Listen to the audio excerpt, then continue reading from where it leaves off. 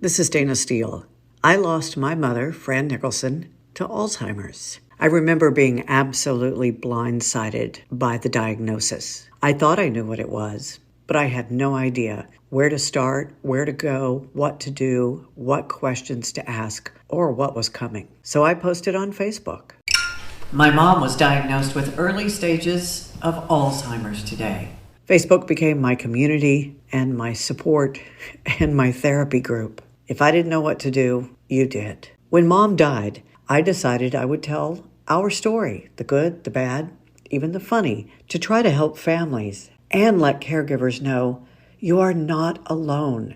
Speak up, reach out, ask for help, and remember there is no right way or wrong way to do this. I've now told my story for years. In a book titled Surviving Alzheimer's with Friends, Facebook, and a Really Big Glass of Wine.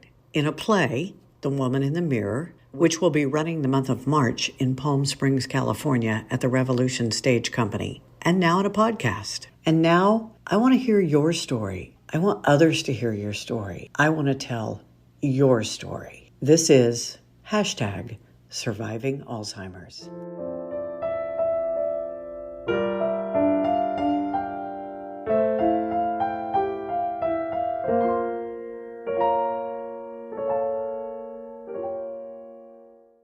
During the COVID lockdown, I started a podcast really on no particular subject. It was just a way to entertain myself. And one of the people I talked to during that time was Melissa Stevens, the widow of Mark Stevens. Mark was one half of one of the most famous radio teams ever, Stevens and Pruett, on KLOL in Houston, Texas, the station I was at for so long. Many fans know Mark is no longer with us, but they don't know why. Melissa was married to the late, great, crazy Mark Stevens of Houston radio fame, Stevens and Pruett. If you're not from the Houston area, Stevens and Pruett were probably the biggest morning show in the country. They were right there on the edge long before Howard Stern was. They were always in trouble. They were always just pushing that envelope. And Melissa and I mean, we knew each other, but we weren't particularly all that close. And I did not realize that Mark had passed away of Alzheimer's until sometime after the fact. And when I started getting to about this point with Mom's journey with Alzheimer's, I was starting to lose it every once in a while on Facebook. And Melissa's the one who, out of the blue, picked up the phone and called me. And from that point on, you were there. You walked me through it. You told me it was okay to laugh, to cry, to scream, to drink, to leave, to not want to go, to whatever, because you had been through it. And so we had quite a few conversations where, Melissa would pick up the phone and call me at night and say, you need to talk. And it just, a friendship came out of that. And Melissa is the co-producer on The Woman in the Mirror. I'm so happy to have you a part of this. And I appreciate you agreeing to tell your story. The last time I saw Mark, was at Target, in the Target parking lot on San Felipe. And I remember coming home that day, didn't know anything about it. It was probably towards the beginning of where he was starting to exhibit signs that maybe, you didn't even know yet. And I came home and I remember telling Charlie, Mark Stevens has never been that nice to me. That was so weird. Their personality, he was just so nice and so, curious about my life and what was going on. Come to find out, he was probably trying to figure out who I was. Yeah, probably. And he was asking all these, well, how are you? And you still married? And, how old are the kids now? How many do you have? It was just, I was like, I don't even think Mark knew I was pregnant when I was 8 months pregnant. And then he started to walk off and he had a convertible. And there were all these packages in the convertible from he was a stylish man. So there were all these. I'm sure it was Gucci, Prada, Versace, yes! Versace, Prada. Yeah, it was all these bags. I was like, Mark, unless this is filled with stuff you're giving away, somebody's going to take these. He goes, oh, okay. So I'll just start right there. You found out after the fact. He came home and told you later on that the roof was broken, the top of the Mercedes was broken, and you found out after he passed it wasn't. Yeah. I think like you found out with your mom, right? They become masters at disguising what's going on with them. And so they put all these little, your mom had Post-its. Mark would just avoid doing things. Like I told you, he quit. One day I was like, have you gone anywhere? Have you driven anywhere? And he was like, no, because the roof of the car doesn't work. And so I don't want to go out in my rain. And so Mark was quite eccentric, quite a character. Your mom was a character. So I think some of these things you just kind of chalk up as to, well, that's them. That's then them. You look back and you start to think, oh, it started years before you recognize it, that you then you go back and you notice little things like the handwriting changes. Yes. And when, like, I would see it, if you looked like back through he would keep the books, the handwriting was slowly tapering off, and he used to have really great handwriting, and he was dyslexic. So he had a hard time reading, which was unusual considering what he did for a living, but he was like a math savant. And that was one of the things too I noticed. All of a sudden, like, you could give him a fraction, an equation, whatever, and he could just be like Rain Man. Remember that? He was just like boom out of his head. And that stopped. And then it stopped little things like getting on the computer, and anything you took away, they don't get that back. And so it was like all these little things you look for, that the families can look for. Is there a defining moment when you went, something's wrong and we need to get it checked? Did somebody say something to you? Did he do something? Or when did you have your revelation that it was time to get this checked?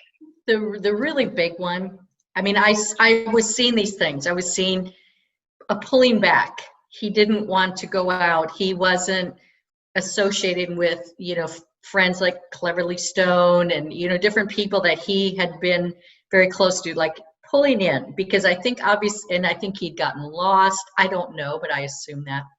So I was seeing little things, but it didn't all mount up till it was after Hurricane Ike, and how everybody lost power here in Houston. And we lost power, and he came down about 3 days in, naked. And we all know Alzheimer's people, they lose a lot of filters, and sometimes there's some nakedness. Comes down the stairs with the towel over his shoulder, and I'm like, where are you going? And he said, well, I'm going to go out and take a dip in the pool. Well, the pool was full of storm debris, and it was black and filthy. And I remember it was literally like everything stopped, like, and I went, you're going to take a dip there? He's like, yes, why not? And I'm like, And then, not long after that, we were trying to get the long-term disability insurance, which I know you're having an expert on to talk about that as well. And again, encourage people to do it sooner than later. I got it at 47, and people told me I was crazy, but it's incredible peace of mind. Yeah, and so that was the other big eye opener, because I knew there was slippage going on. And when they came to the house to do the clock, and he couldn't do the clock, and then who's the president? And he's like, Bush, and it was Obama, and then all the math questions. And when they left, he just sat there very quietly, and he said, that was very embarrassing. And that was my opportunity to say, I think something's not right, and we should go look into that. And you did. Yeah. How did we had a horrible experience with the doctor saying, yep, it's Alzheimer's. I'll leave you guys to talk alone. It's like, okay, well, hit me upside the side of the head with a 2x4. How did Mark take it? Because Mom was like, are we going to lunch? The words, you have Alzheimer's, were never said directly to that, because the one reason was I was afraid how he would handle that. I was afraid, God forbid, would he do something to himself? And so he knew there was a problem. And as time went by, one thing I want to make sure people realize is that, you don't talk about these people in front of them like they're not there. From whatever process, whatever stage they're in. Because they're there. They're there, and they come in and come out. And one day he told my mother, you have to help me, I'm losing my mind. So they know. And he would put up a good front, and, to me, he always knew my name, which was interesting, even to the very end. And he would call my name all day long. He had a nickname for you, didn't he? What did he call you? Mooch. He would call me Mooch. And so you'd hear him. He would walk from 12 at night till 7 in the morning, walk around the house, nonstop. And he would call my name. You got to understand, Mark Stevens was the ultimate showman. and that didn't leave him for a long time. More stories from Melissa right after this. This podcast is brought to you in part by the book Surviving Alzheimer's with Friends, Facebook, and a really big glass of wine. When Mom was diagnosed with Alzheimer's, I posted it on Facebook. What started as a way to let friends and family know Mom had Alzheimer's turned into a support system for me, and from that turned into a support system and a community. The first half of the book is the Facebook post, and that's to give people a sense of you're not alone. There's no right, there's no wrong. It's okay to laugh at inappropriate things. It's okay to cry. It's okay to say bad words, drink wine, and throw things. The other half of the book is very important resources for caregivers. The one thing I want you to take away is you never know. Love your family. Love everyone. Take every adventure. Do everything, but also make sure you have everything ready to go and you're organized in the background, so that when all is said and done, you have lived today. I wish I had known. And if I wish I had known, I think there's other people that wish they could know what's coming next. Surviving Alzheimer's with Friends, Facebook, and a really big glass of wine is available at Amazon in paperback and Kindle versions. And now, back to the podcast, Surviving Alzheimer's with Dana Steele. Stevens and Pruett and KLOL have been gone a long time, yet that radio team, still two of the most beloved radio personalities in Houston ever, of all time. So as fans, why didn't we know Mark had Alzheimer's? I think, again, they know there's a problem. They try to cover it up for a long time.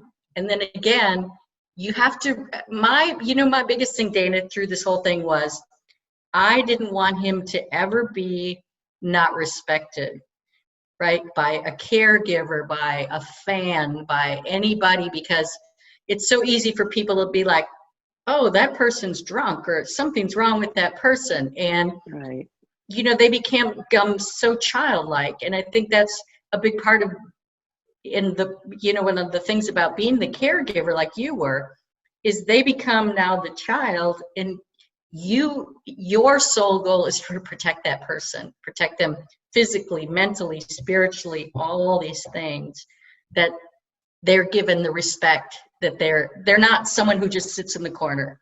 And I had so many people say to me, oh, it must be nice. He was always at home. Oh, you have the caregivers. You probably just come home and go drink wine up in your bedroom. And it's like, no.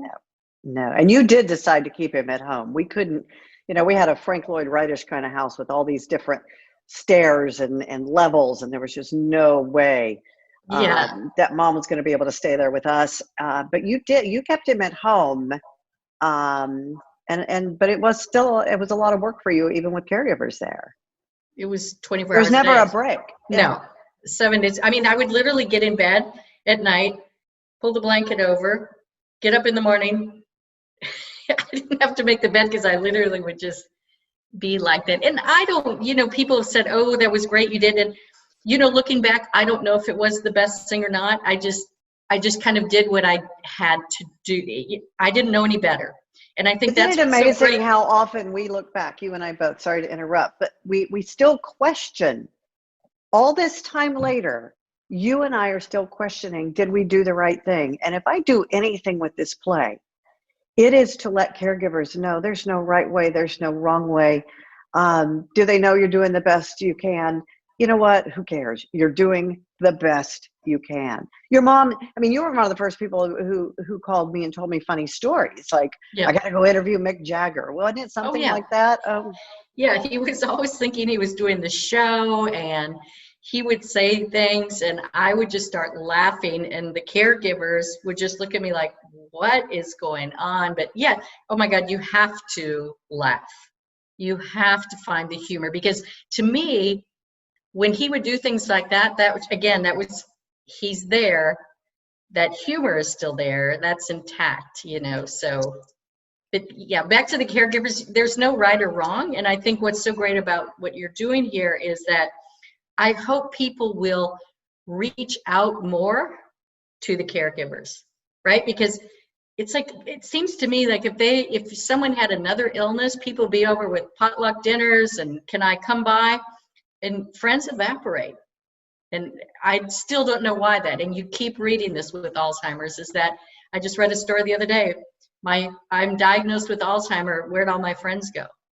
Yeah, they all disappear. And they don't know how to deal with it, and they feel uncomfortable. And it's like, you don't have to do anything. Just show up and say hello. Come hold the person's hand. Yeah. You know, and it's ask not the just caregiver, just say, can I do something? And you may say no, because I think we are all trying to, be strong and brave or whatever. But if someone would have just once in a while said to me, hey, can I drop off a dinner? Wow. Yeah, everybody disappears. And, I didn't even know, I look back and now I feel awful that I didn't even know you were going through this. But and which brings me to why I did this in the first place, is because I was like, nobody talks about this. I didn't know Mark had Alzheimer's, and nobody told me till after the fact. And then everybody disappeared from Mom. It's like, no, you know me, there's not a shy bone in my body. I'm going to talk about it. Yeah. You said it's okay to laugh. You said, you experienced that same guilt. We still think, did we do the right thing? Tell the story about how your mom, I think it was your mom, made you go to a hotel. She did, like I said, it was, he was home. I had the caregivers, but still I could hear him in the night. It's like having a baby, right? When you have children, you hear every little noise. They get out of bed, you're out of bed. You hear the noise. And I knew I was tired, but I didn't know how tired. And it was right after Christmas one year. And my mom literally got up that morning and she said, I want you to pack your suitcase. I want you to go check into a hotel here in town or whatever. And I don't want you coming back here for 4 days. Well, I was so feeling guilty that at first I didn't even go the first day. I worked myself up and that's not me. But I was just like, what can I do? And I can't go off and sleep. But I did. And it was just like, yeah. Right? I mean, you've been there. It's just the caregivers have to take care. And I know it's hard. We say that, but you have to, because you can't just fall apart. And it's a hard lesson to learn. It's a hard lesson to learn, but you do. You just get to the point where you're physically and mentally just exhausted, at which point you're going to get sick and you can't help take care of the person you love. I want to wrap this up, but I want to wrap it up with this question. How does it feel to go through this project with me? You've been on a few of the rehearsals. You've been stealthily in the background as we have recorded some of the episodes. What have the emotions been like? What's it like to work on this? Well, the first time I listened into one of your table reads, I truly sat there and I was holding on to the sides of the chair I was sitting in, and I was like, oh my, this is hard. Because it brought up so many memories. And I was like, this is hard. This is hard. But then it also brought up, so when you tell your wonderful stories about your mom, it brought up all that too.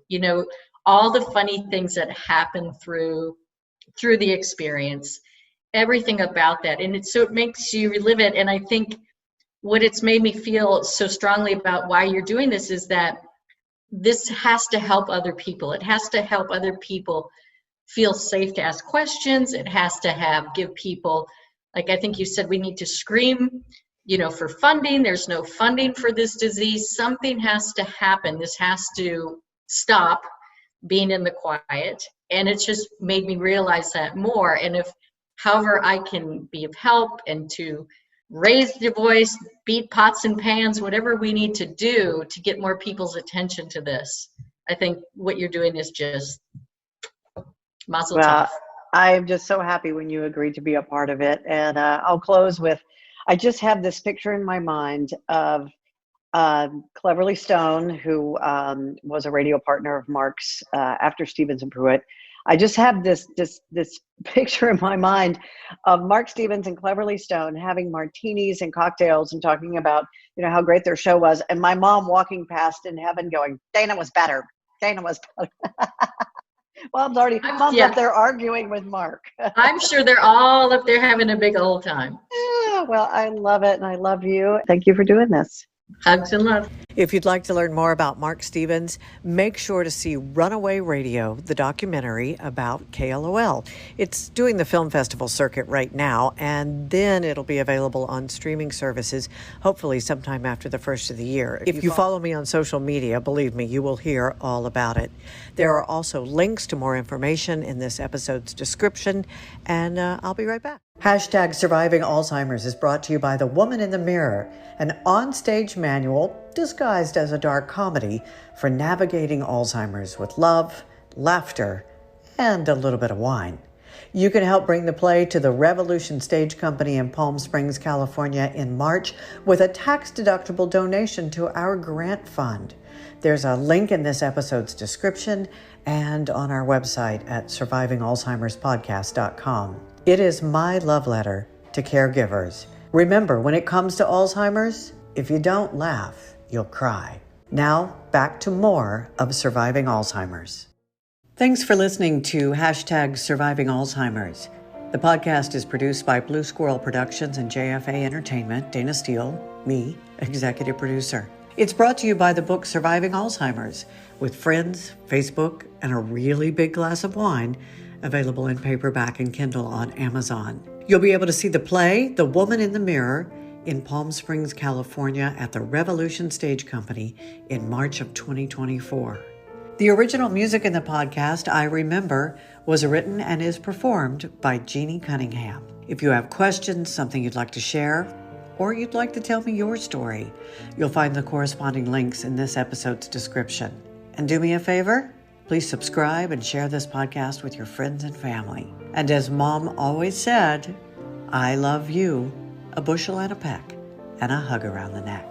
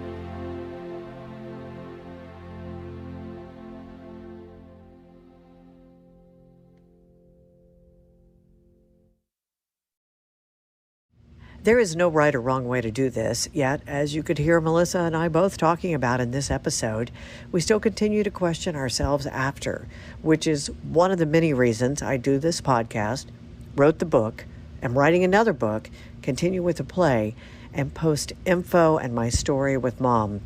Melissa and I both learned that you do the best you can. There is no manual for hashtag surviving Alzheimer's.